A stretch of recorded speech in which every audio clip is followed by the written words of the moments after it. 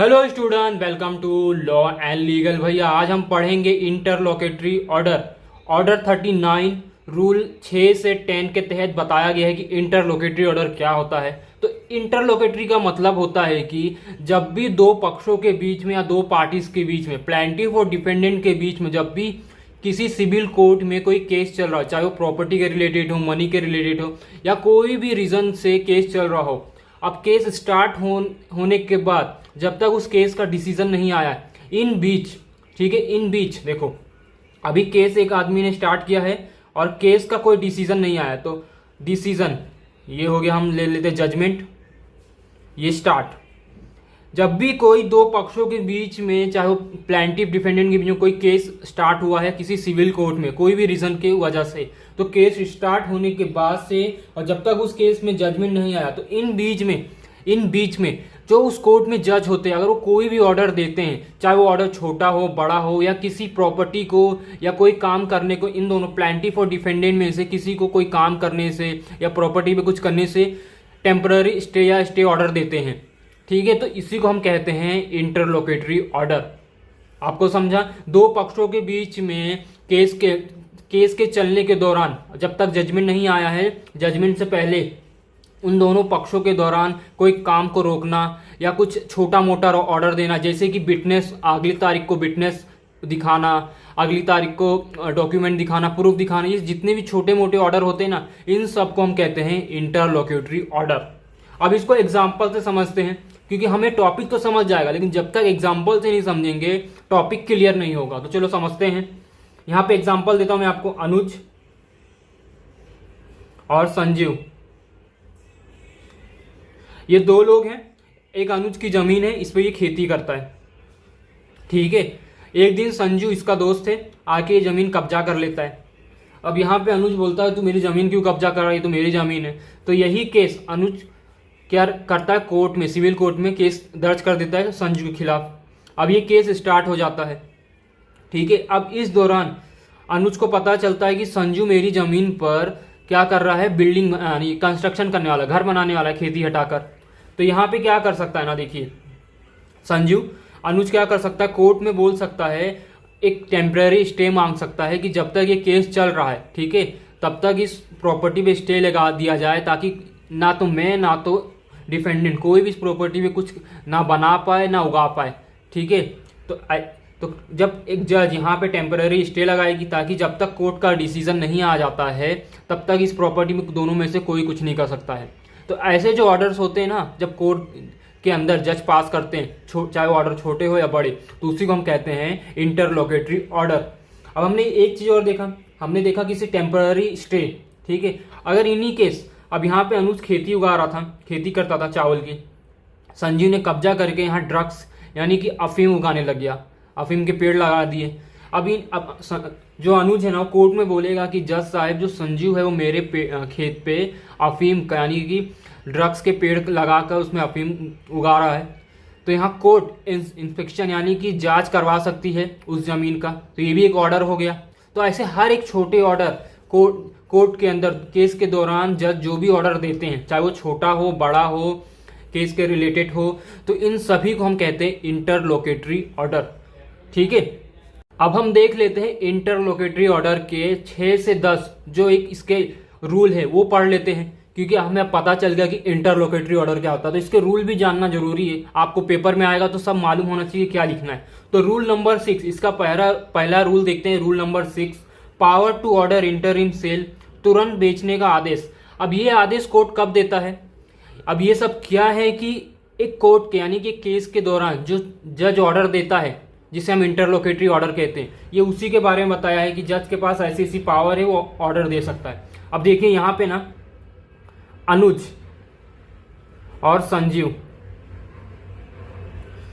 अनुज और संजू के बीच में क्या हुआ था, ये अनुज इस पे खेती करता है, संजू ने इसकी जमीन कब्जा कर ली। अब इसी दौरान अनुज ने संजू के खिलाफ कोर्ट में केस फाइल कर दिया, और अभी जमीन किसने कब्जा किया है? संजीव ने।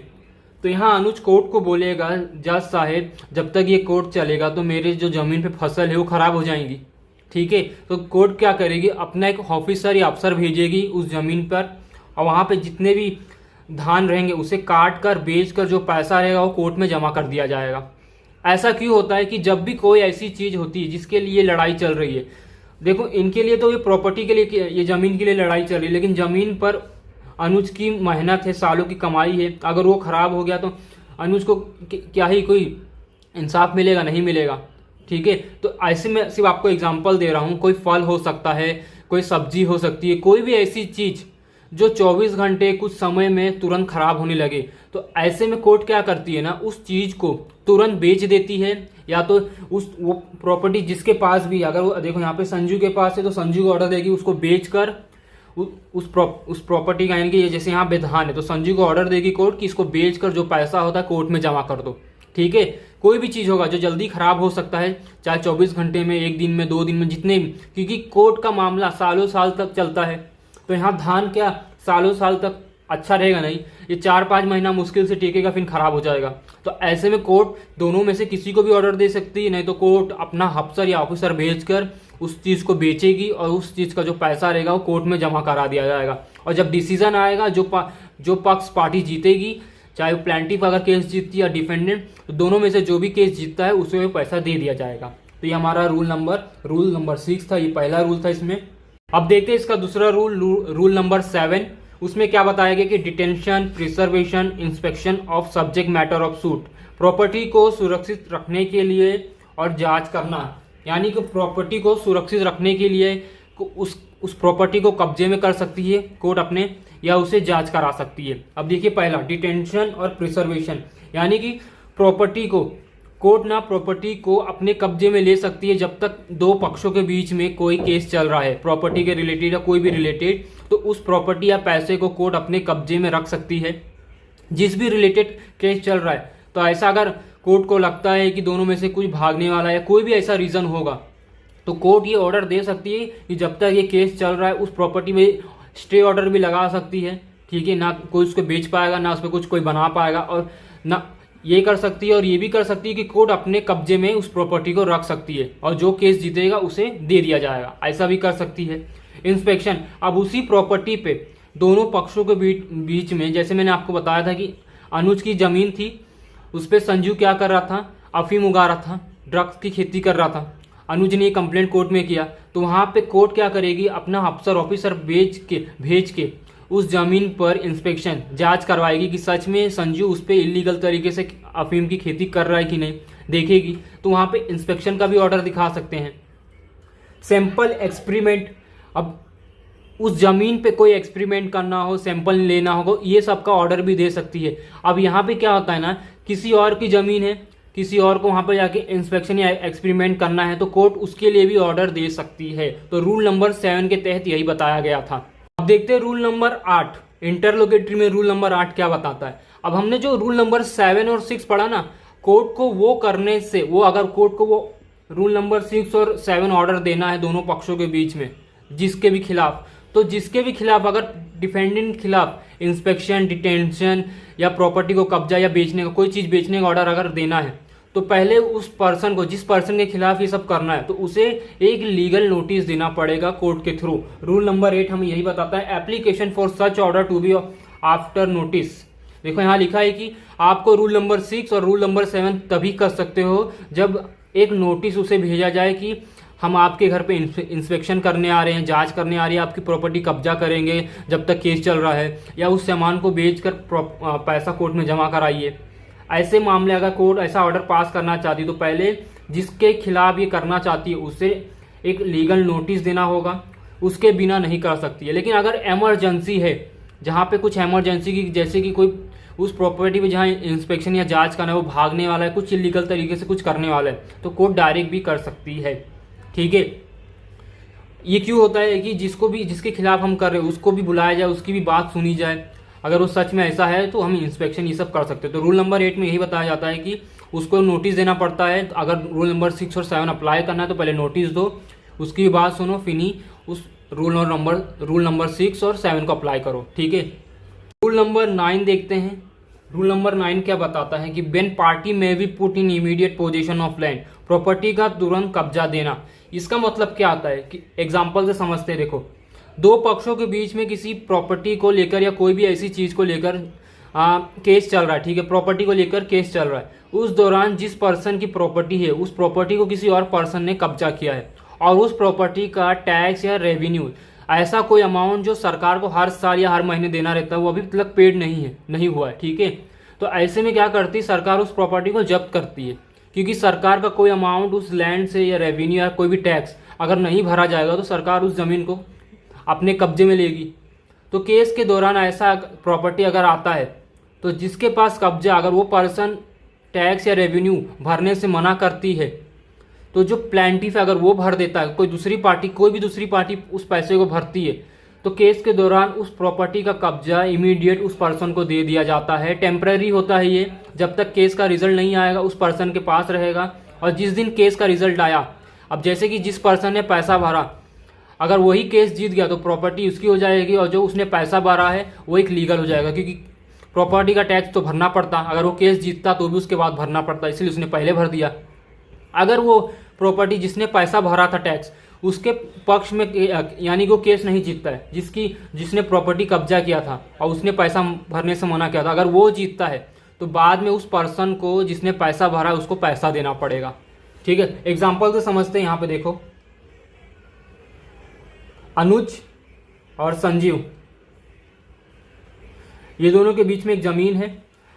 संजू ने अनुज की जमीन कब्जा की है, अनुज ने कोर्ट में केस कर दिया, ठीक है। अब यहाँ पे इन दोनों के बीच में एक केस चल रहा है सिविल कोर्ट में।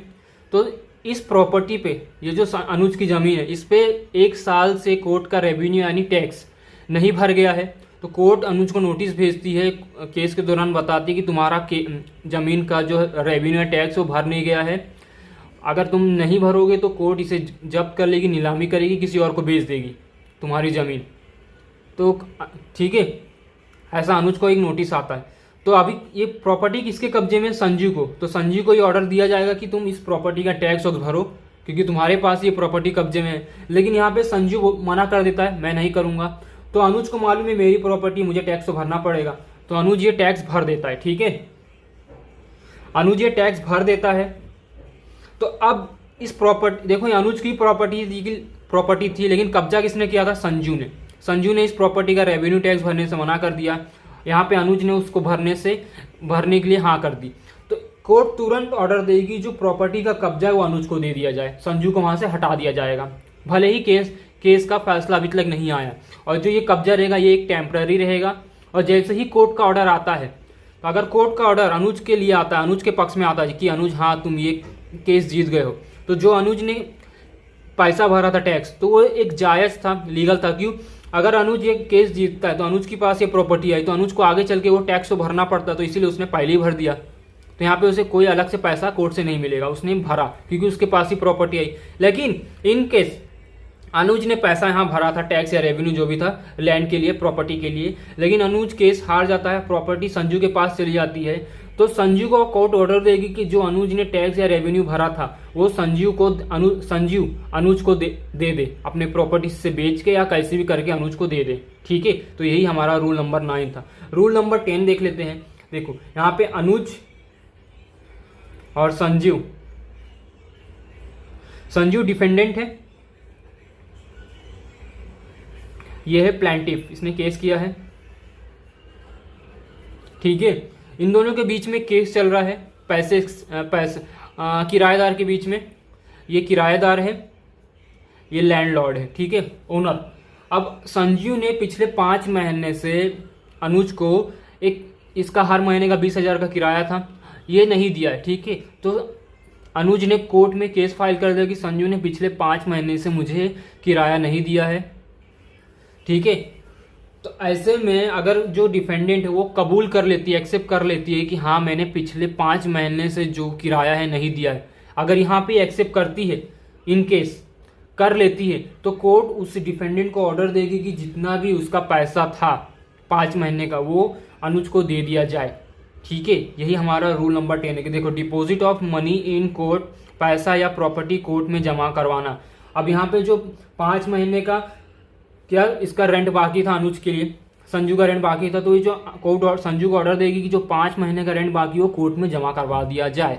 ऐसा ऑर्डर देगी। कब होता है? जब डिफेंडेंट कबूल कर लेता है, एक्सेप्ट कर लेता है कि हाँ मैंने सच में ऐसा किया है, मैंने अभी तक वो पैसा नहीं दिया इनको, तो ऐसा ऑर्डर दे सकती है डिफेंडेंट को। ठीक है, तो ये था हमारा इंटरलोकेटरी ऑर्डर और उसके 5 रूल। तो आई होप आपको अच्छा लगा होगा। आज के लिए इतना बस, चलो बाय।